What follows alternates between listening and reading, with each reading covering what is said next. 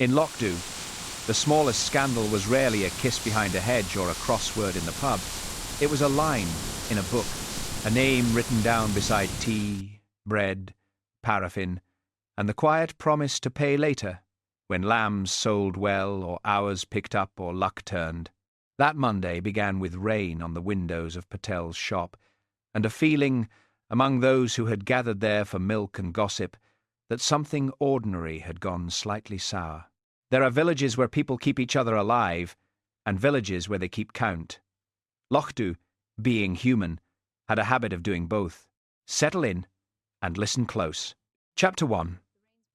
The Tick Book. On wet mornings, Lochdu had a way of shrinking into itself. The road shone black, the harbour turned the colour of old pewter, and every house seemed to draw in its elbows against the damp.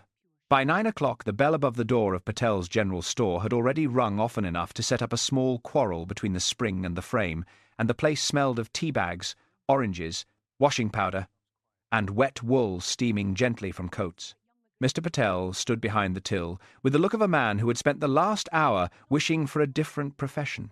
Mrs. Patel, neat as ever in a cardigan the colour of plums, had the credit ledger open on the shelf below the cigarettes.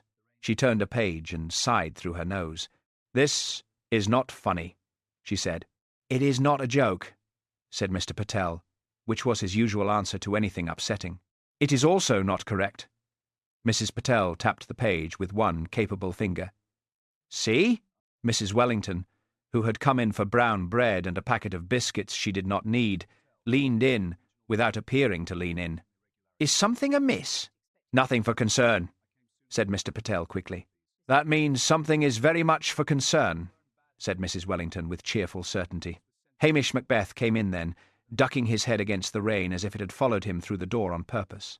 Lugs, who had been lying across the threshold like an unrolled hearth rug, opened one eye, considered Hamish, and settled again. Anyone entering Patel's had to step over the dog with the sort of care usually reserved for bishops and sleeping babies. Hamish shook the wet off his cap. He was long-legged, loose-jointed, red-haired, and looked as if he had put himself together in a hurry, and not with much interest in the result. Only his eyes spoiled the effect. They were too watchful. "Morning," he said. "Is it?" said Mrs. Patel. "That depends what you're charging for it." Mrs. Wellington gave a small laugh and instantly stopped, sensing that laughter might be treated as disrespect in the vicinity of whatever lay open in the ledger. Mrs. Patel turned the book so Hamish could see. Against 3 names, written in ordinary ink, someone had added remarks in a sharper, meaner hand. "Pay up." Again, beside one widow's name, in letters pressed so hard they had bitten the paper, was the word shame. Hamish's face did not alter much, but something in him grew still. "Who wrote that?" he asked.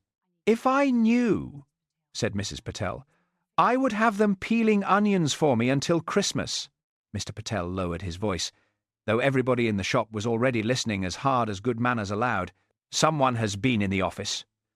Not much disturbed. Only little things. Notes moved. Receipt stubs not in order. And then this." Mrs. Wellington drew herself up. "There are ways of speaking to people." "There are," said Hamish. "This is not one." The bell rang again, and in came Nessie Curry, followed by Jessie Curry, as inevitable as an echo. Nessie was the taller and more forceful of the sisters, with a hat pinned to her grey hair as if she expected weather indoors.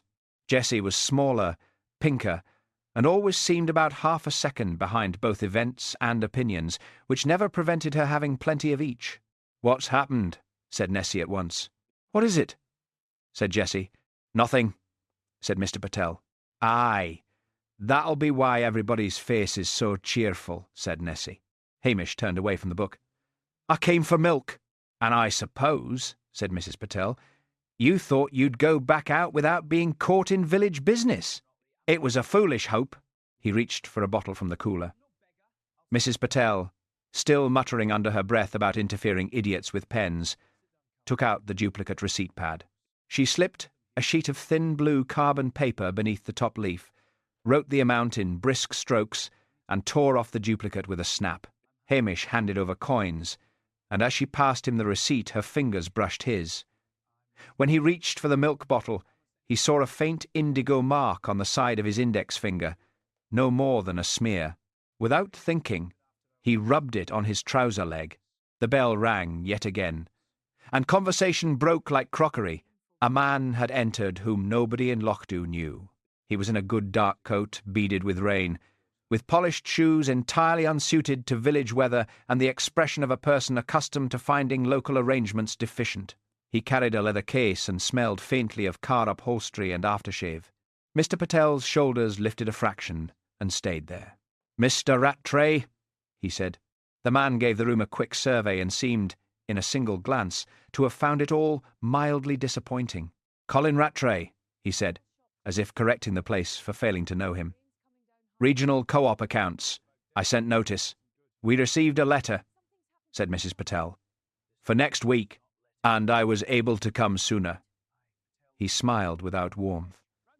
"Best to catch these things in their natural habitat." There was a pause. Rain tapped at the windows.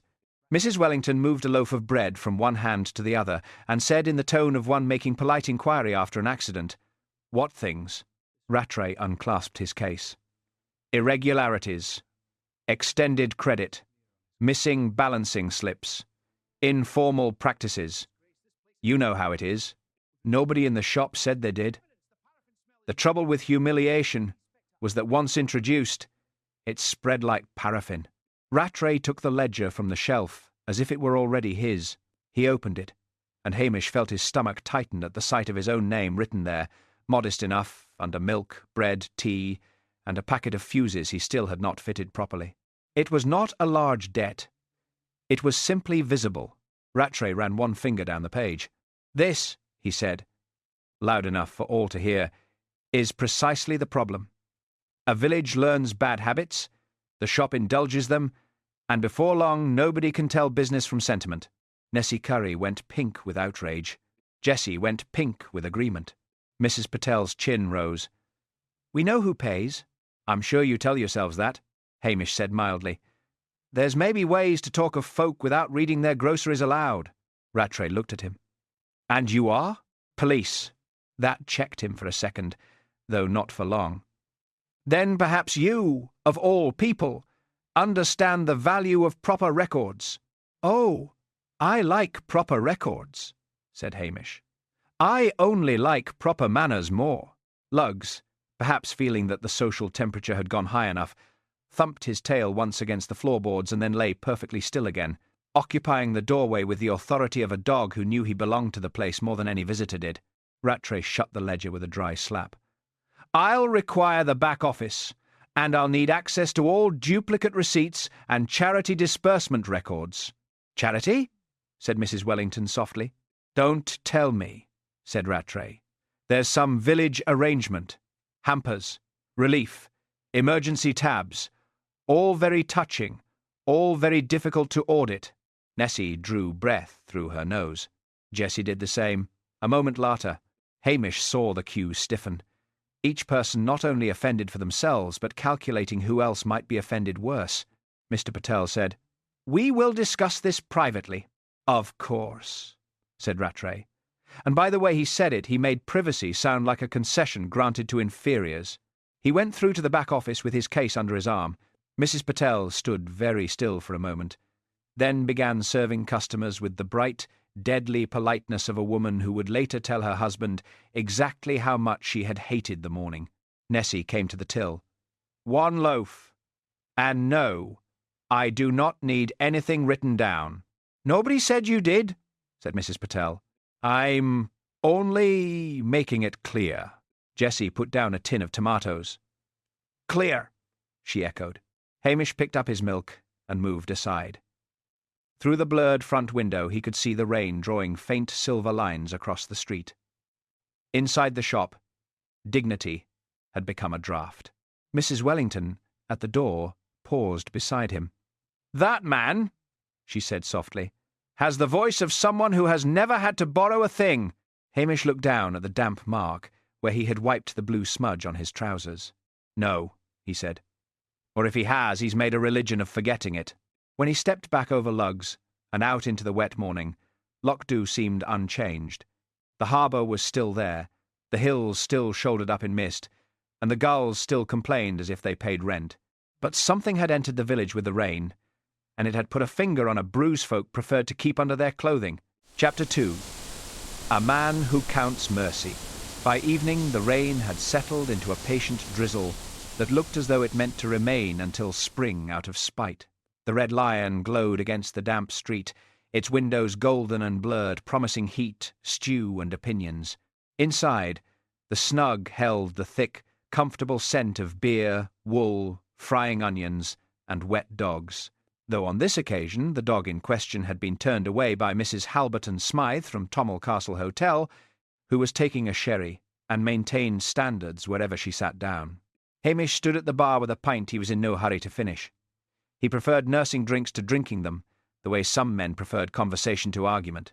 Archie McLean, broad-faced and weathered as a harbour wall, occupied the stool beside him, and was explaining why mackerel had more sense than most counsellors. "They move together," Archie said. "There's wisdom in that. There's also a smell," said Hamish. Archie nodded. "Aye, but honest." Across the room, Colin Rattray sat at a table with a glass of whisky and the air of a man making notes on native customs. He had already spoken too loudly about supply chains, delinquent accounts, and the moral weakness encouraged by what he called sentimental retailing. He was now addressing two farmhands who had not asked for his views and were being too Highland to tell him so directly. "In my experience," he was saying, "small communities mistake indulgence for kindness. Then they wonder why nobody prospers." Mrs. Wellington, who had come in for one small gin and a look about, murmured to Hamish, "It is a pity prosperity so often arrives with such a disagreeable face." At a side table, Callum Reed, the delivery lad, hunched over a plate of stew as though he expected someone to take it away on principle. He was a narrow young man with a shock of dark hair, quick hands, and the permanently affronted expression of youth in a place that expected it to become sensible before it had finished being hungry. He had done odd deliveries for the Patels, parcels from Inverness, feed sacks, the occasional pensioners' shopping. He also had a reputation for borrowed tools returning late, and bicycles changing ownership in confusing circumstances. Rattray glanced over at him. "You work for the shop, do you?" "When it suits them," said Callum. "And do you buy there on tick as well?" The pub heard that. Pubs always did. Callum put down his spoon. "What's it to you?" "Only professional curiosity." Rattray sipped his whisky. "Interesting. The way dependency becomes a culture." Archie McLean gave Hamish a side look that said the lad was about to do something foolish but perhaps not entirely undeserved. Callum pushed back his chair. "Maybe the culture you're used to is folk leaving each other hungry." Rattray smiled that same dry smile. "Or maybe I'm used to people paying their way." The barman coughed into his hand. Mrs. Wellington examined the optics with profound attention. "In the Highlands, embarrassment never travelled alone. It always brought silence to carry its bag," Hamish said. "Sit down, Callum." It was mild enough, but the lad heard the warning. He stood another second, swallowing whatever ruder answer had climbed up, and dropped back into his chair. Rattray looked pleased. That, more than the words themselves, annoyed Hamish. The telephone in the passage behind the bar rang. The barman called, "Hamish! It'll be for you!" Hamish set down his pint and went through. The pub's back passage smelled of mop water and old beer. He lifted the receiver. "What?" Blair's voice burst into his ear at once, all bad temper and tobacco. "Macbeth! What's this rubbish I'm hearing about financial irregularities in Lochs? Good evening to you too, sir. Don't be impertinent. Inverness has had a call. Co-op man up there complains the place is chaotic. Books untidy. Credit extended all over the shop. If there's fraud, I want names." "There's a man looking for it," said Hamish. "That seems to be his hobby." "Ah, you'd say that because you never want fuss. Listen to me, Macbeth. If there's trouble, get ahead of it. I'm not having some village scandal make my division look like a midden." "Very good, sir. I mean it. And keep your people in order." Hamish nearly asked which of Loch Blair imagined were his in the proprietary sense, but there was no profit in it.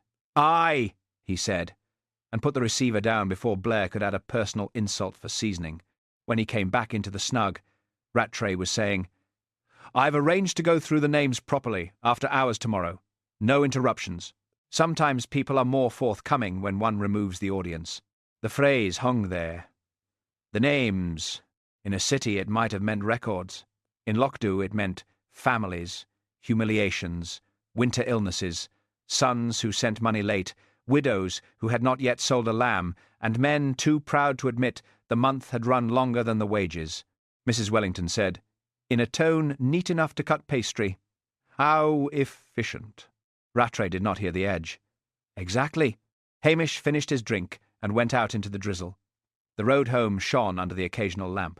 His cottage stood a little apart, damp in the walls and stubborn in the manner of buildings that had outlived better men than electricians. Inside, it smelled of peat ash, dog, and cold stone. Lugs, who had followed at a dignified distance from the pub, went at once to the rug and collapsed in a sprawl that suggested he had spent the entire day labouring in a mine. Hamish hung up his cap, put the kettle on, and when nothing happened, stared at it. He tried the light switch. Darkness. "Oh no," he said. The fuse box, fixed years ago by a man who believed in improvisation and had since died, lived in a cupboard off the scullery. Hamish crouched before it with a candle and prodded at things with increasing distrust. He had bought fuses. He had even meant to replace them. Meaning, he had found, was a poor substitute for doing. The kettle remained cold. Rain whispered at the panes. In the end he lit the camping burner and balanced a pan of water on it while Lugs watched with the grave interest of a dog who liked tea as a principle if not in the cup. The burner gave off a smell faintly metallic and defeated.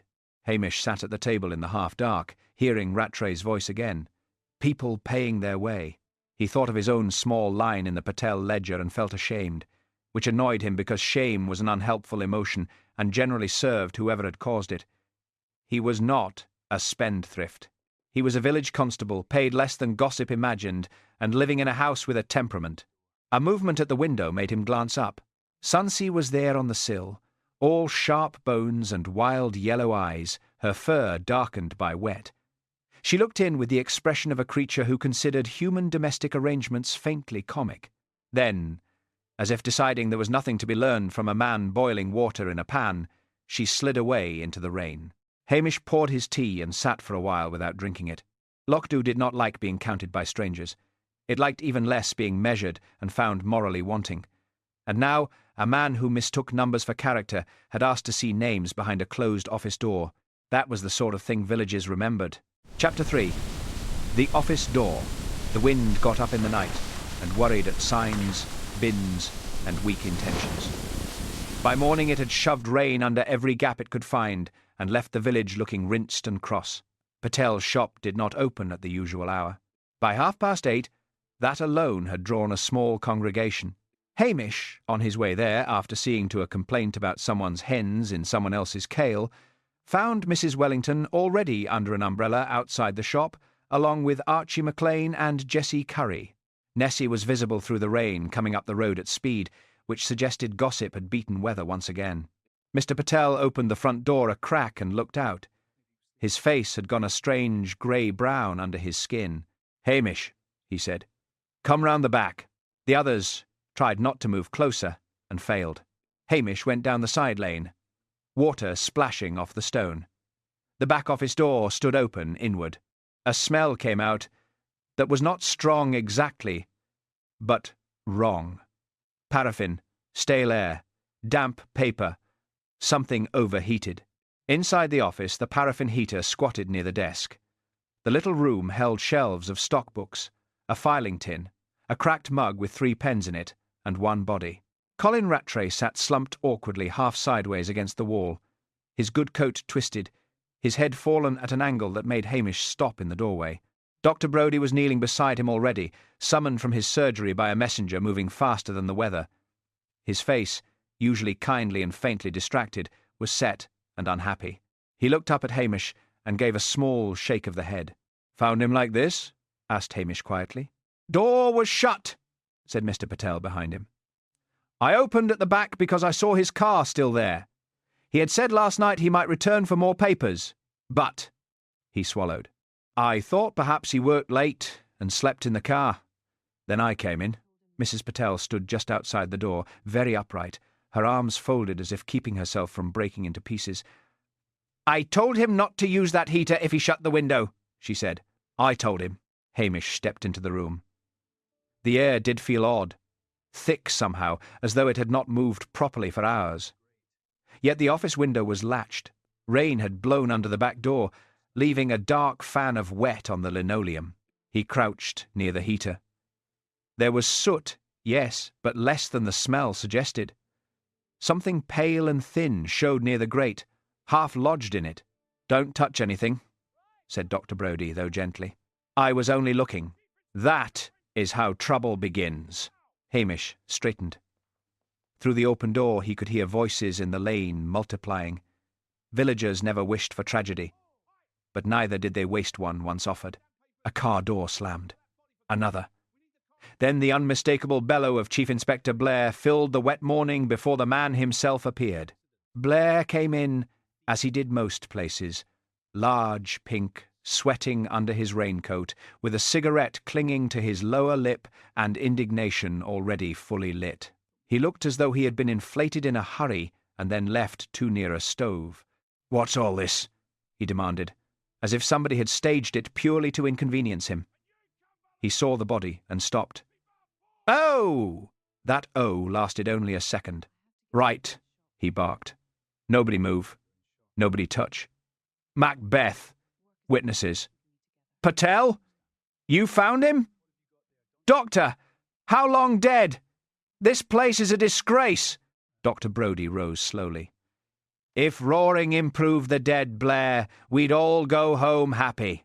Blair ignored him. He dabbed at his forehead with a handkerchief already defeated by the task. "Looks like accident," he announced. "Heater. Shut room. Stupid man." Or, his eyes brightened at the thought, "Someone panics. There's a scuffle. Somebody gets careless. Some wee thief, perhaps." Mr. Patel said, with dangerous softness, "There was no thief." "No? Shop books untidy, outsider dead in your office, and you're certain already?" Hamish said, "Maybe let folk breathe, sir." Blair turned on him. "Don't tell me my business, Macbeth.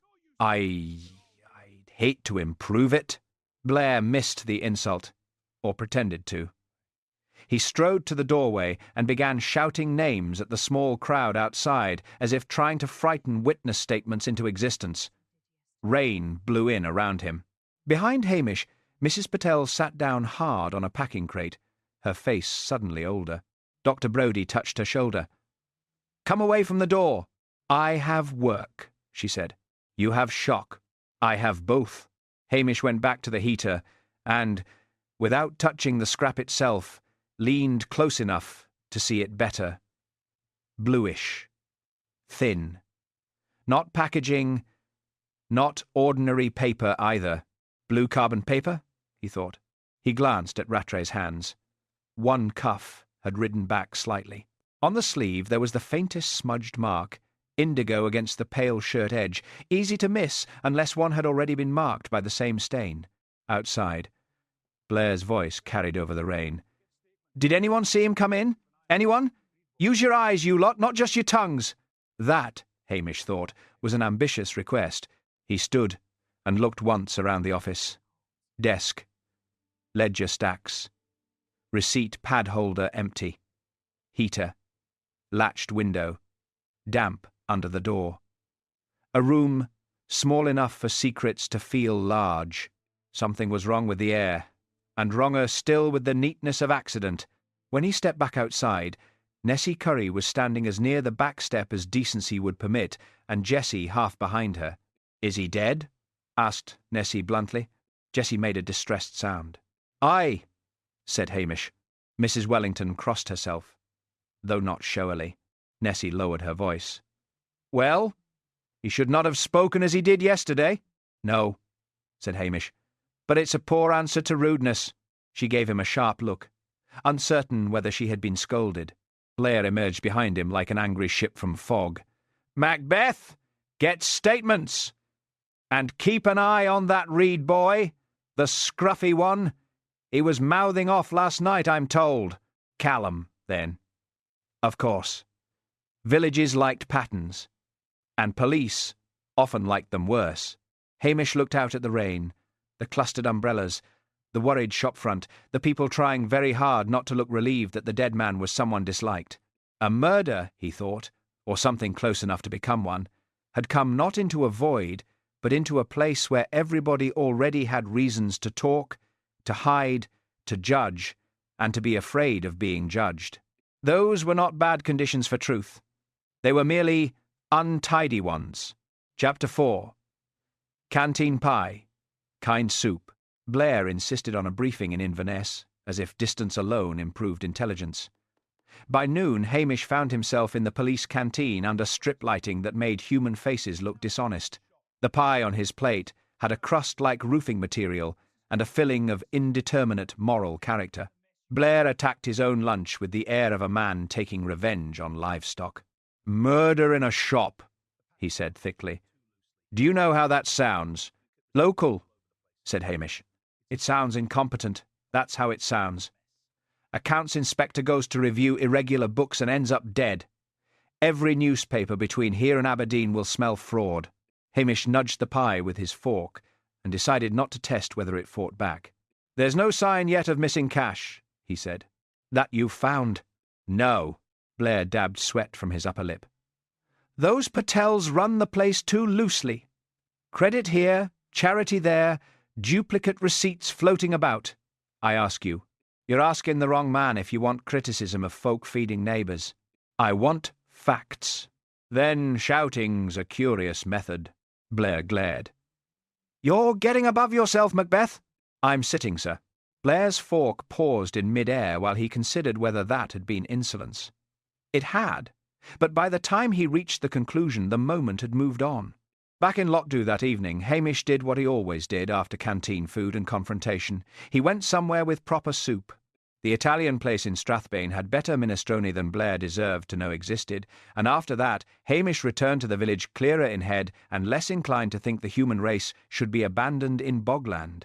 Patel's had reopened, though only just.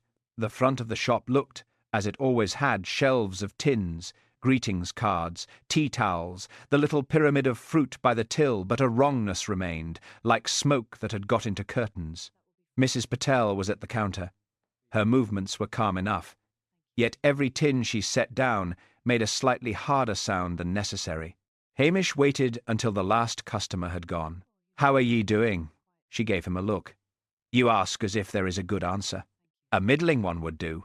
She leaned both hands on the till. "I am serving people." That is the middling answer. Mr. Patel came from the back with a stock list in his hand, though he clearly had not been reading it. "Have you learned anything?" "Bits," said Hamish. "Enough to know Blair's making the wrong sort of noise." "That is not new." Hamish smiled a little.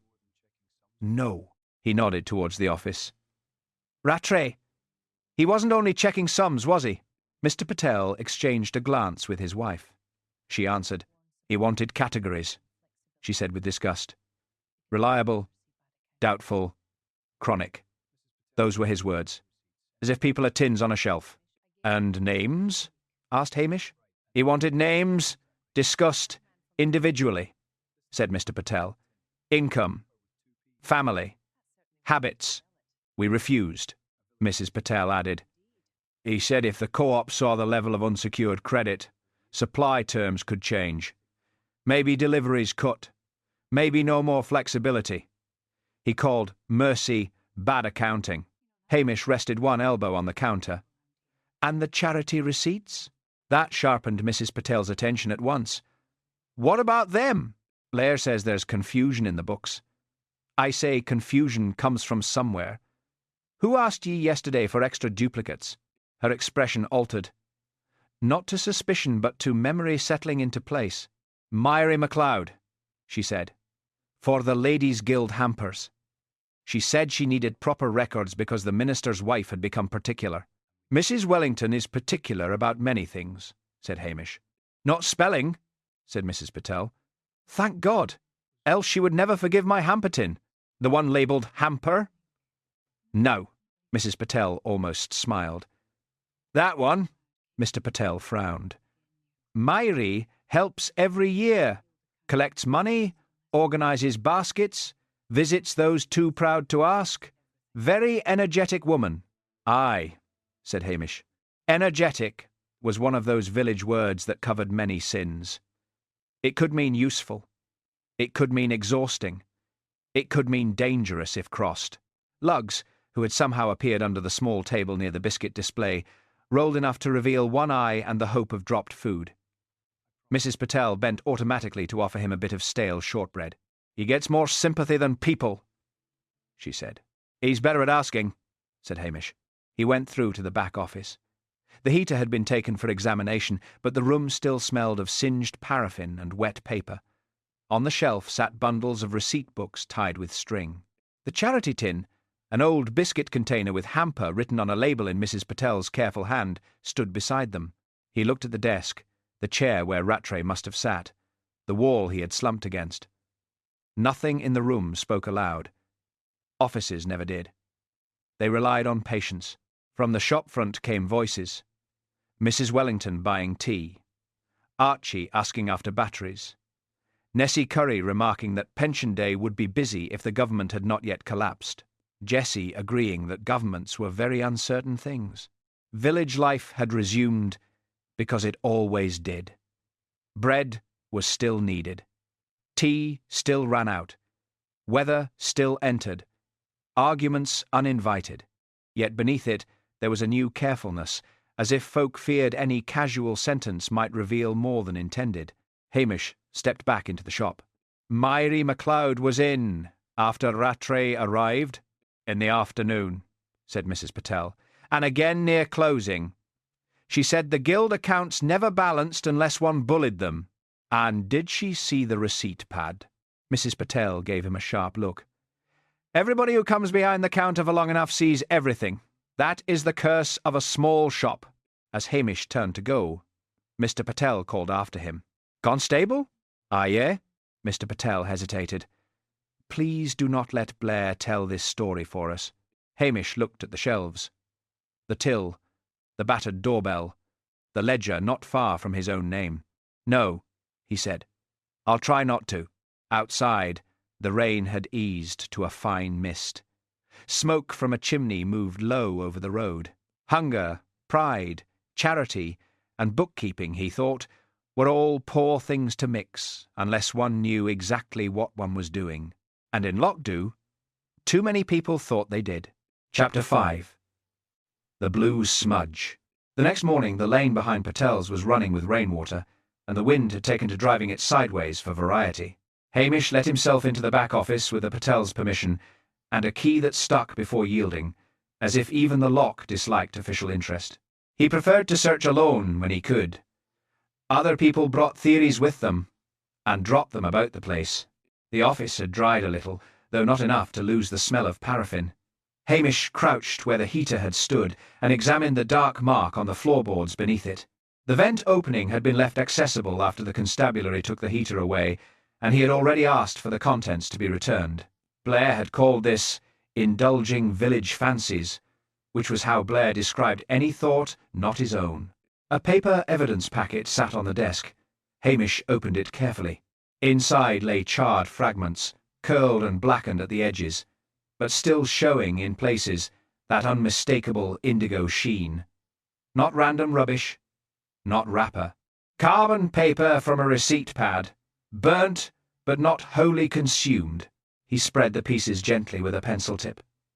Some still carried the oily feel of the stuff, thin, flexible. Easy to wad and stuff into a vent if one wanted to block airflow without carrying in anything conspicuous. A tidy wee idea, he murmured. For a tidy-minded person. He looked at the packet, then at the office door, imagining someone after hours, not panicking but proceeding. Lure Rattray in! Shut the room! Block the vent! Let the heater do the rest! No blood, no obvious struggle, Only a dead man who might be blamed on his own carelessness. There had likely been some contact, though. The blue smear on the cuff, a hand raised, perhaps, or a grasp at a sleeve in sudden dizziness. Not much. Enough. The bell at the front gave a faint, distant ring. Voices. Then Blair's booming arrival. The chief inspector filled the office doorway seconds later, bringing with him cigarette smoke, damp wool, and impatience. "Well?" he demanded. "Well, what? Have you found your village ghost?" Hamish held up a fragment with the pencil. "Carbon receipt paper." Blair squinted. So it was stuffed in the heater vent.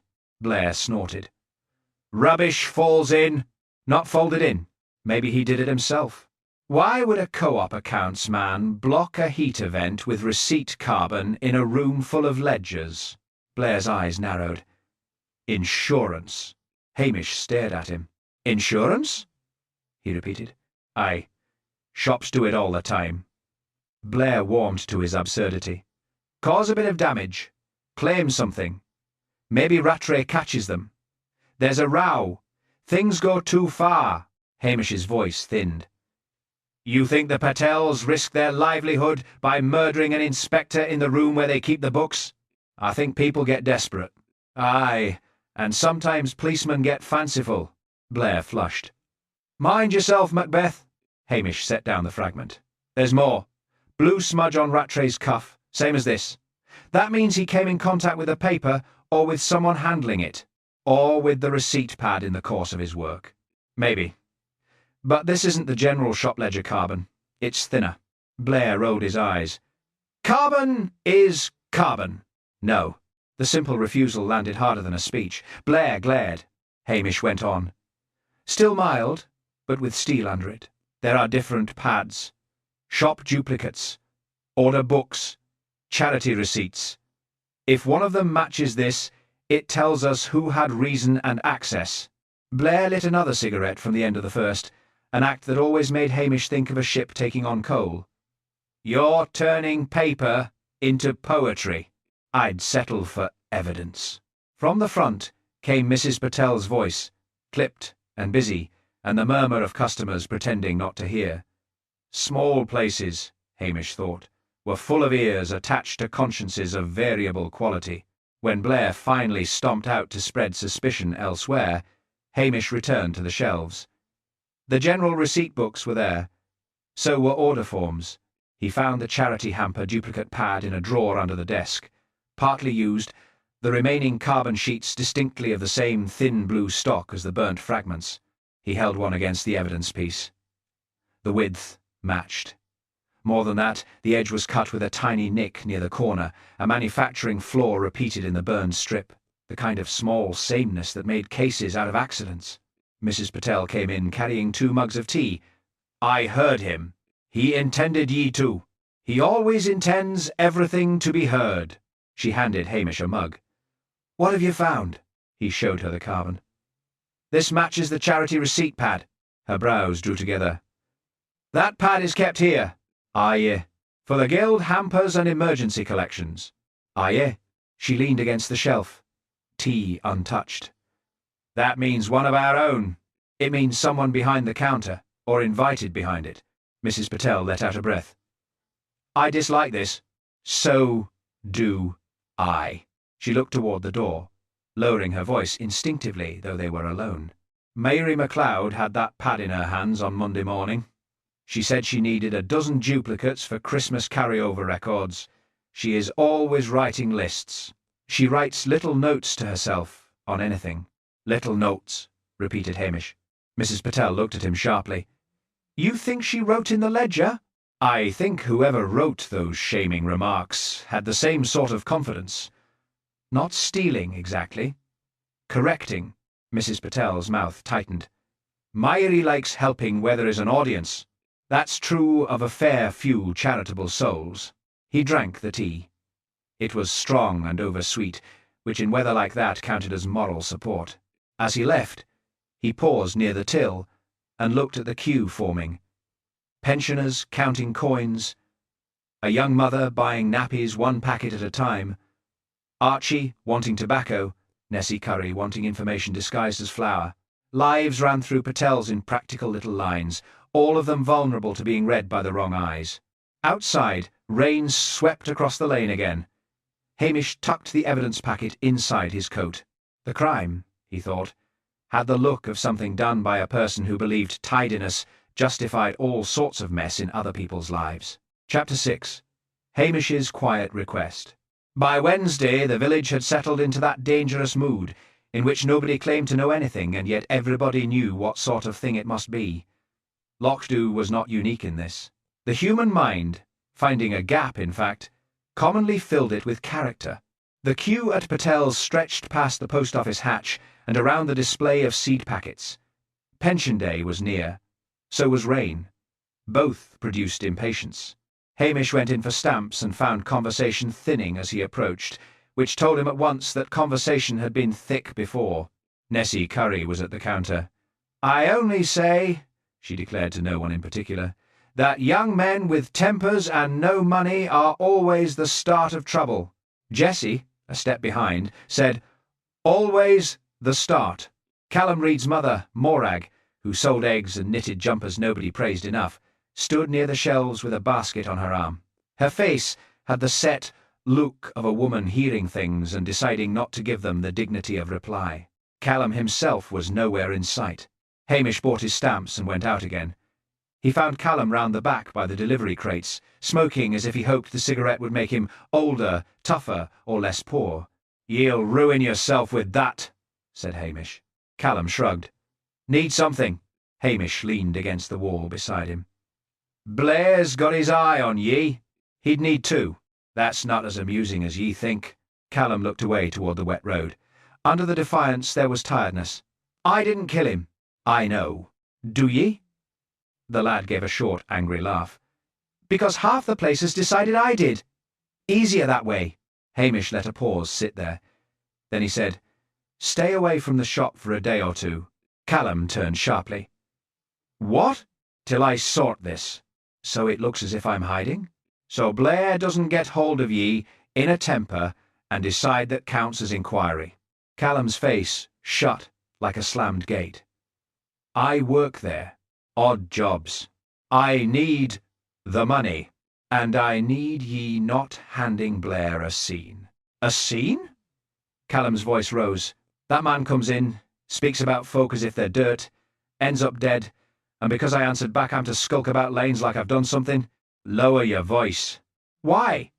So the village can go on pretending it isn't dying to blame somebody cheap?" Hamish kept his own tone level. "I'm trying to help ye." Callum flicked the cigarette into the puddles. "I don't want the kind of help that looks like guilt." He pushed past Hamish and strode up the lane into view of the road, just as Nessie Curry emerged from the shop. Her eyes widened at the sight of the two of them, then sharpened with immediate interpretation. That, Hamish thought, was that. By afternoon the story had gone round Lochs, improved by every teller. Hamish had taken Callum aside. Hamish had warned him. Hamish had told him to disappear. Hamish was protecting him. Hamish knew more than he was saying. In villages, quiet conversations grew antlers. Morag Reed felt it first in the eggs unsold and the customers too brisk to meet her eye.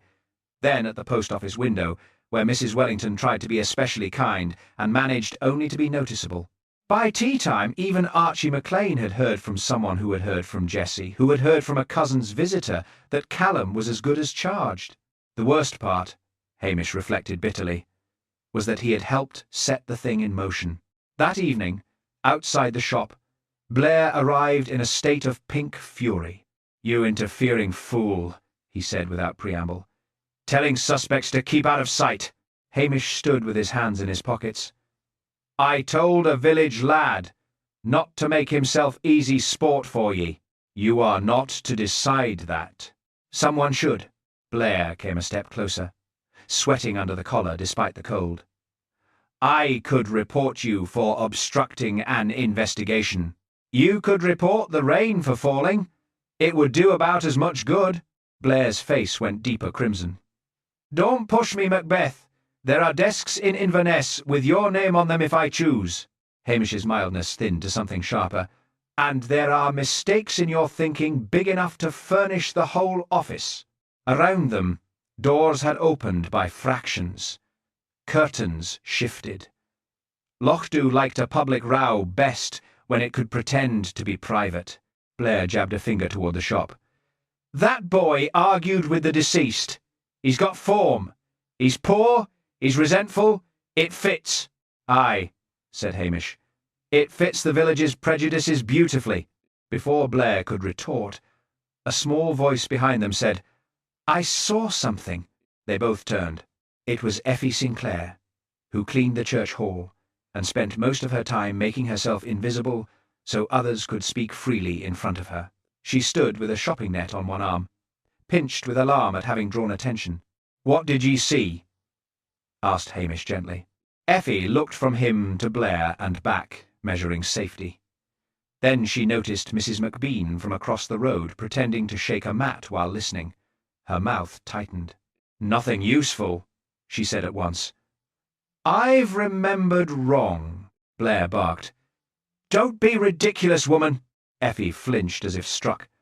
I said nothing useful, and she hurried off before either could stop her. Hamish watched her go and felt the full ugliness of it. Shame had spread so quickly through the village that even a witness would rather swallow what she knew than stand under everybody's gaze next. Blair muttered a curse. Hopeless. No, said Hamish quietly. Frightened. Later, in his cottage, the fuse tripped again. He stood in the dark kitchen with a cold saucepan in his hand and laughed once, without humour. Then someone knocked at the door. It was old Donald Fraser from the Harbour Road, with a toolbox and the expression of a man refusing charity while offering it. Your light's out, he said. So it is. I was passing. At this hour? Donald ignored that. You've wired that box like a poem. Let me at it. Hamish stood aside. While Donald muttered over the fuse cupboard, Lugs sighed theatrically, and Sunsey appeared on the dresser as if summoned by practical incompetence. When the lights came back, Donald snapped the box shut. There, he said. Temporary. Thank ye. Donald shrugged. You catch people. I catch wiring. He left without waiting to be thanked again. Hamish stood in the restored yellow light of the kitchen, looking at the kettle, the patched walls, the dog on the rug, the cat with her wild, coin-bright eyes. A village could be cruel in chorus and kind in whispers, he thought. Sometimes in the same day. That made it difficult. It also made it worth saving. Chapter 7. The Obvious Thief. Sleet came in by morning. Sharp little needles driven flat by the wind. The road outside Patel's turned greasy, and every sensible person cursed before stepping onto it. Blair arrived with 2 constables from Strathbane, and the look of a man finally given a stage equal to his temperament. Hamish saw the arrest before it happened, the way one sees a wave about to slap a harbour wall and cannot be bothered being surprised. Callum Reid was unloading boxes behind the shop in stubborn defiance of advice and common sense. His mother stood by the van, arms wrapped tight over her coat. Blair marched up. Callum Reid, I am arresting you on suspicion. What? Said Morag. Callum went white, then red. You've got nothing. Save it. The boy made the mistake of jerking away from the constable's hand.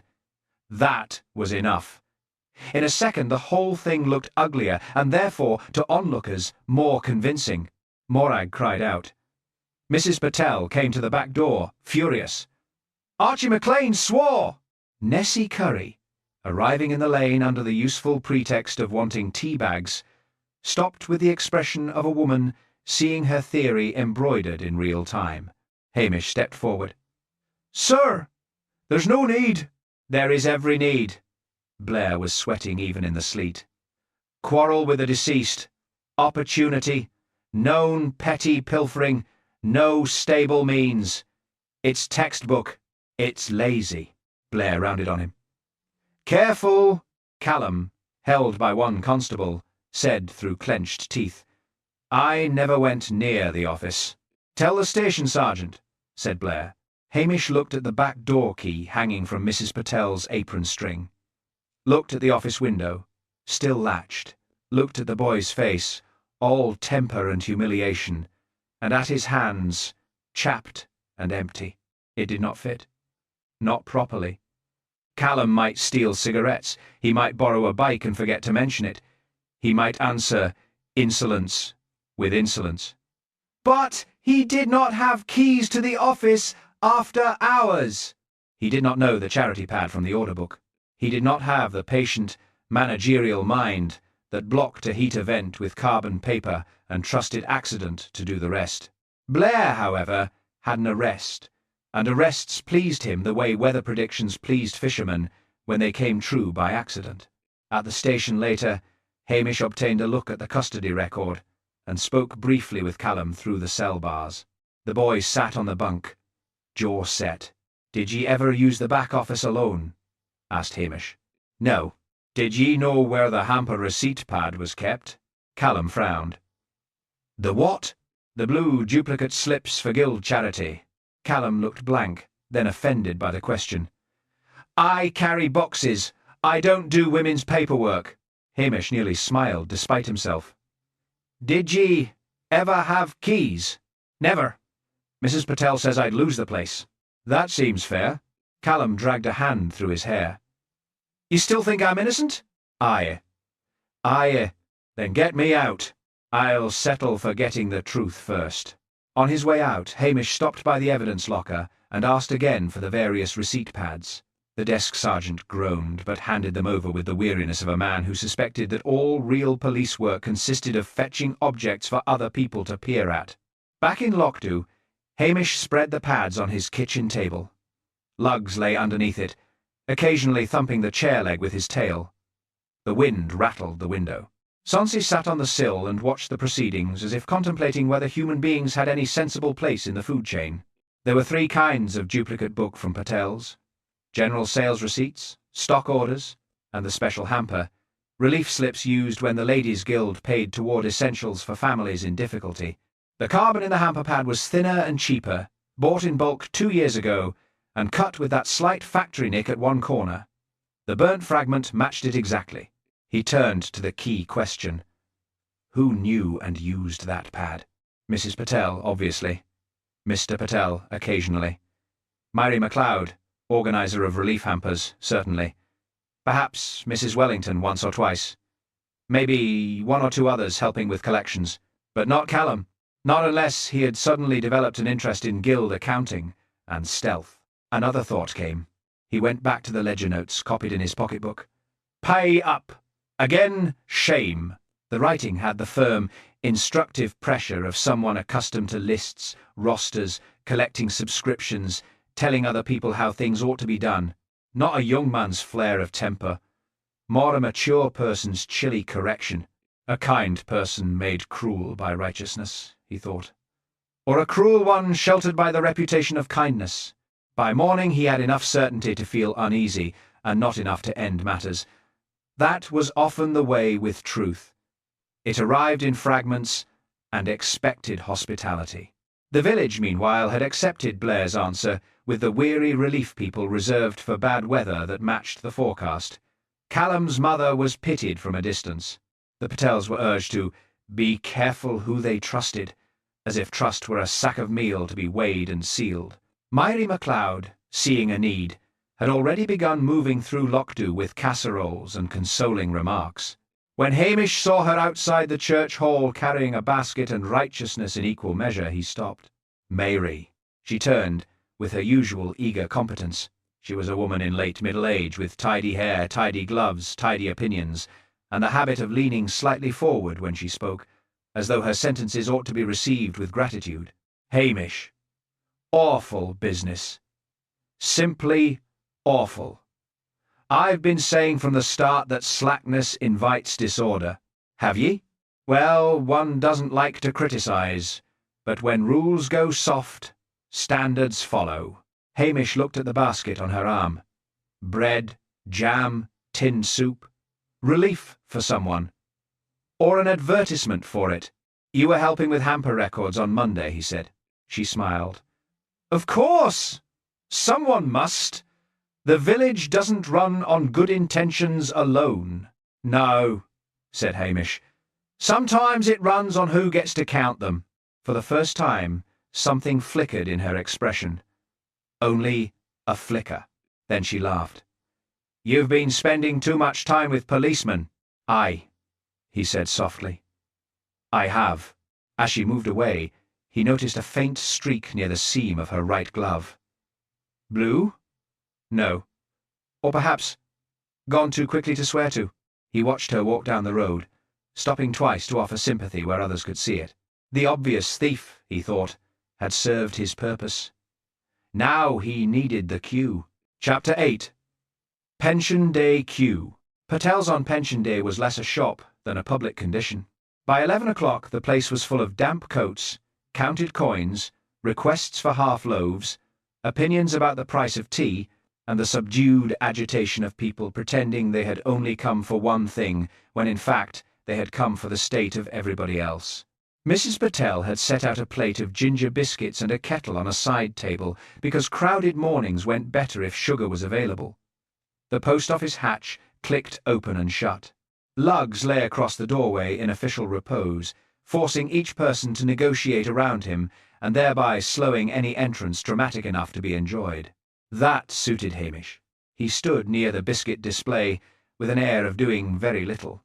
In truth, he had arranged, through Dr. Brodie and Mrs. Wellington and a few other careful, wordless efforts, that certain people would happen to be present. Effie Sinclair had been persuaded, gently and without pressure, that if she wished to say what she saw, she would not say it alone. Archie was there. Morag Reed, too, pale but upright. And Myrie MacLeod, because no gathering involving moral tension would keep her away. Blair arrived last, which was precisely in character. He filled the doorway, had to step over lugs with resentment, and came in trailing smoke and self-importance. The shop temperature dropped a degree. Right, he said loudly. I've just come from the station. The Reed boy is being sensible at last. Morag stiffened as though slapped. Mrs. Patel's mouth thinned. If you mean frightened, yes. Blair ignored her. We'll have this cleaned up soon enough. Mary MacLeod placed a hand on Morag's sleeve with ostentatious sympathy. These things are terribly trying. Morag moved her arm away. Don't! There was a small silence. It was enough. Hamish said, Maybe before anything's cleaned up, we'd best look at what's dirty. Blair turned. What? Hamish reached into his coat and brought out the packet of charred carbon fragments. Then from the counter, with Mrs. Patel's nod, he took the hamper receipt pad and held the two up together. This, he said mildly, came from the heat event. Nessie Curry, at the front of the queue, leaned in. Jessie leaned further. Blair snorted. We've done the paper, Macbeth? No. You've ignored it. Hamish laid a fragment beside the pad. Same stock. Same thin carbon. Same nick at the corner. This isn't from the general receipt book. It's from the charity hamper pad, kept behind the counter, used by a very small number of folk. Mrs. Wellington, near the tea table, said quietly, Go on, Hamish. He did. Whoever killed Rattray didn't do it in temper alone. They used what was to hand, but not randomly. They knew the office, knew the pad, knew they could block the heat event and leave the death looking like carelessness.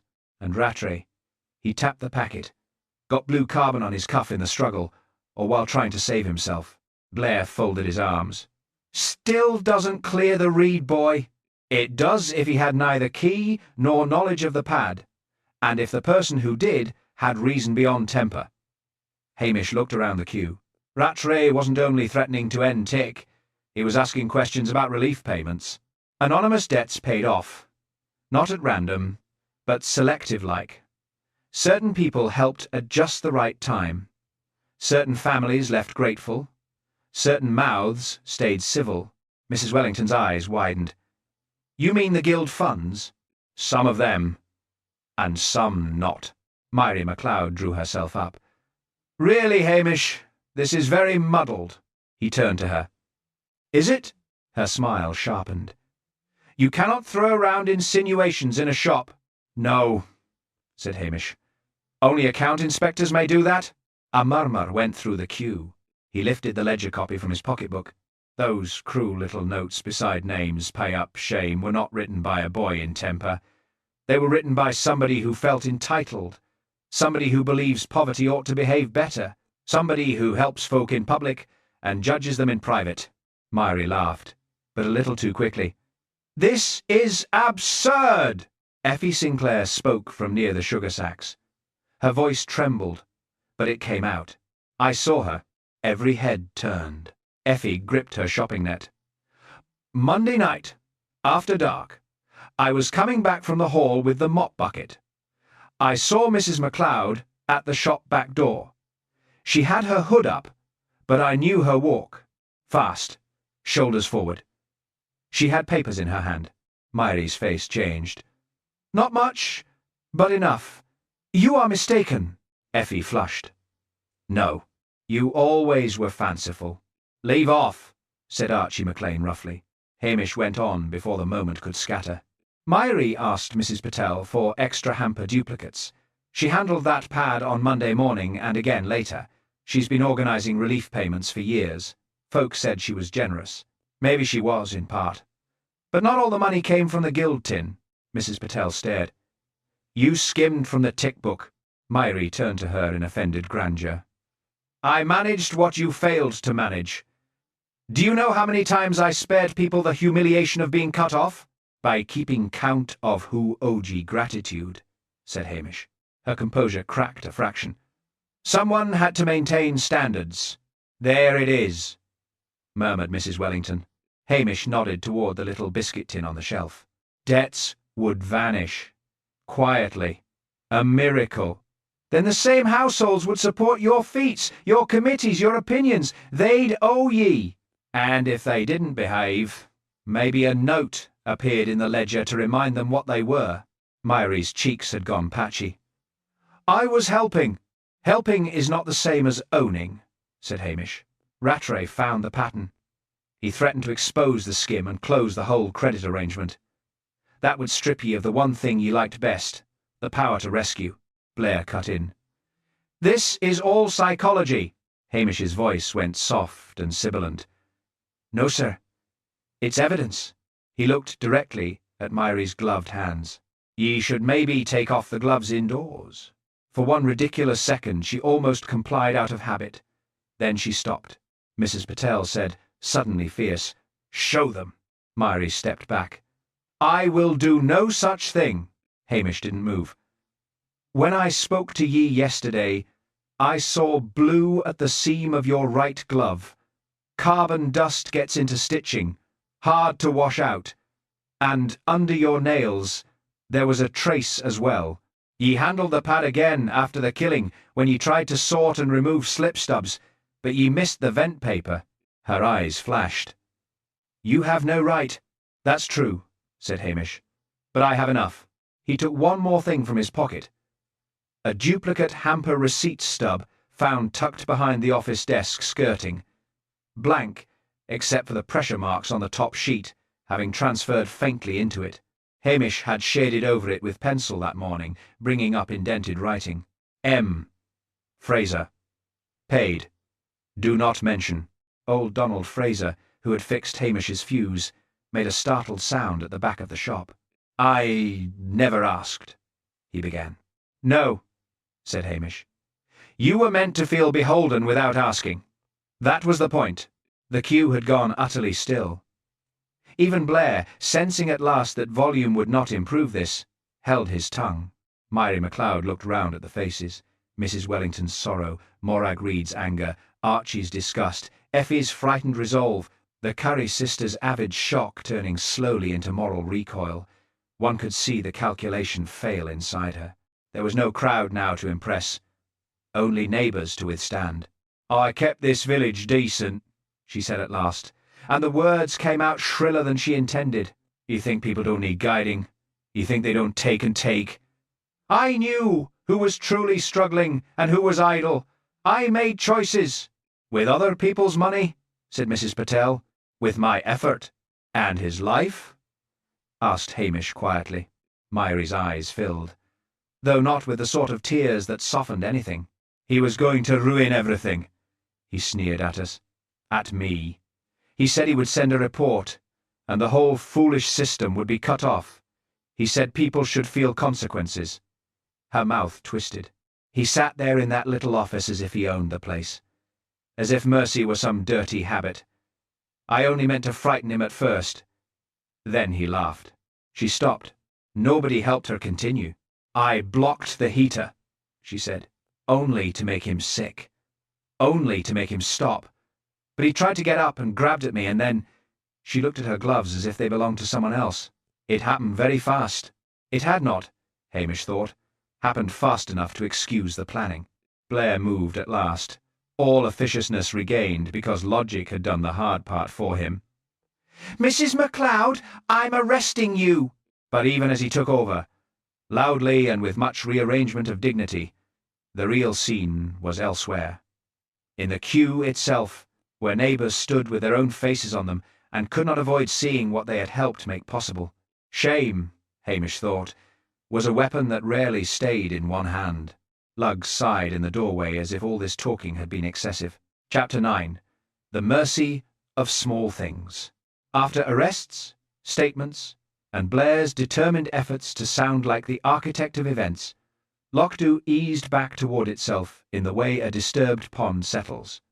Not at once, and not without showing where the stone went in. Blair spent the next day claiming the case in Strathbane with such vigour that by tea-time one might have thought he had personally extracted the carbon from the heater with his teeth. He told anyone who listened that he had always suspected a female charitable type, though this was news to everyone who had heard him arrest Callum. Hamish let him talk. Blair's vanity was like weather. It could not be argued with, and was often easier to walk around. Callum Reid was released before noon, pale and furious, and trying not to appear grateful to anyone. His mother took him home past the shop, with her head high and her basket on her arm, and Mrs. Patel came out from behind the counter to press a parcel of tea and sugar into Morag's hands without a word. Morag protested. Mrs. Patel ignored the protest. That was the end of it! By Friday, eggs were selling again. Patel's general store looked much the same as before. The bell still rang. The tea still ran short by Thursday. Children still spent too long deciding between sherbet and licorice. Yet the queue had altered.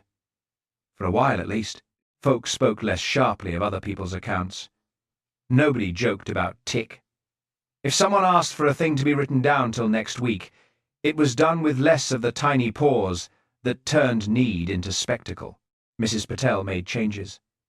The ledger stayed out of sight. Duplicate pads were kept locked. Charity money was counted by 3 people, not 1, and Mrs. Wellington insisted on writing minutes in a hand severe enough to discourage creativity. Myrie's committees were dispersed among women she had once ordered about. Lochdew, having discovered that organised goodness could smell of control, grew wary of public virtue. Hamish stopped by the shop on Saturday and paid his own small tab. Mr. Patel took the notes and looked at him over his spectacles. This was not urgent. It was mine. Mr. Patel nodded and put the money away without announcing the sum, which was a grace Hamish appreciated more than he said. Mrs. Patel handed him a loaf and a packet of tea. And these are this week, paid for. I only came for paraffin. You need bread. I suppose I do. She looked at him keenly. Too much pride is no better than gossip. Aye, said Hamish. I'm getting that lesson from all directions. Outside the air had changed. A break in the clouds let a pale wash of light fall across the harbour road, touching wet stones and the line of boats beyond. The village looked scrubbed and slightly ashamed of itself. At the cottage, he found Donald Fraser up a short ladder by the back wall, adjusting the outside fuse box with proprietary annoyance. What are ye doing? Called Hamish. Donald climbed down. Finishing it properly. Temporary means temporary. I could have asked. That would have spoiled it. Hamish stood looking at the neat new fitting. I owe ye, Donald snorted. Then pay it by not electrocating yourself. Luggs, sprawled on the step like a dog-shaped draft excluder, opened one eye and shut it again. Inside, the kettle boiled without complaint. Sunsy sat on the table watching the steam with her wild, untamed stare, as if considering whether it might be hunted. That evening Hamish walked down the harbour road, with the loaf under one arm and the wind carrying salt and peat smoke together. He passed Morag Reed, who gave him a brief nod that contained more forgiveness than words would have managed. He passed Effie Sinclair, who looked embarrassed until he thanked her outright, at which she flushed but stood straighter. He passed Mrs. Wellington and Archie in argument over whether church roof repairs should be done before or after the tourist season, which was as close to normality as a village ever got. Not everything would improve. Villages forgot nothing entirely. There would be future whispers, new shames, old habits returning by stealth. But for the moment, Lochdew had been forced to look at one of its own ugly conveniences and call it by name. Mercy survived, Hamish thought, only when it did not keep a ledger in the heart. He let himself into the cottage. The lights stayed on. The kettle was hot. On the step outside someone had left a plate under a cloth. A warm scone. No note. That was Highland kindness at its best. Practical, anonymous, and far too polite to call itself kindness if cornered. Lugs thumped his tail once from the rug. Sunsy blinked from the chair back. Hamish poured tea, broke the scone in half, and stood for a while in the kitchen listening to the ordinary sounds of the house holding together. Outside, the clouds parted a little more. Inside, nothing dramatic happened at all. And that, in Lochdew, was often how peace returned. Lochdew lost a man nobody liked, and learned that disliking someone does not make a death sit any easier in the mind. Patels went back to selling bread, batteries and biscuits, but for a while the queue sounded different. Quieter, as if folk were listening to their own tongues before letting them loose. That blue carbon paper was meant for the dullest sort of honesty. Proof that a purchase had been made, that a promise had been written down, that one copy stayed and one went away. Yet in the end, it was the blue smudge that told the truth, because the smallest stains are often the hardest to pretend not to see. Pride can steady a person, but it turns mean when it begins measuring who deserves help and who deserves shame. A village survives by small mercies. It weakens when mercy becomes a way of keeping score.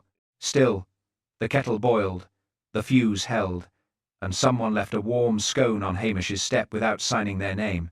In the Highlands, kindness often arrives quietly, so it does not have to quarrel with pride on the way in. In a close-knit place, what do you think spreads faster, kindness or shame? Thank you for spending the evening in Lochdew. Until next time, keep the fire low, the tea warm, and an eye on the smallest details.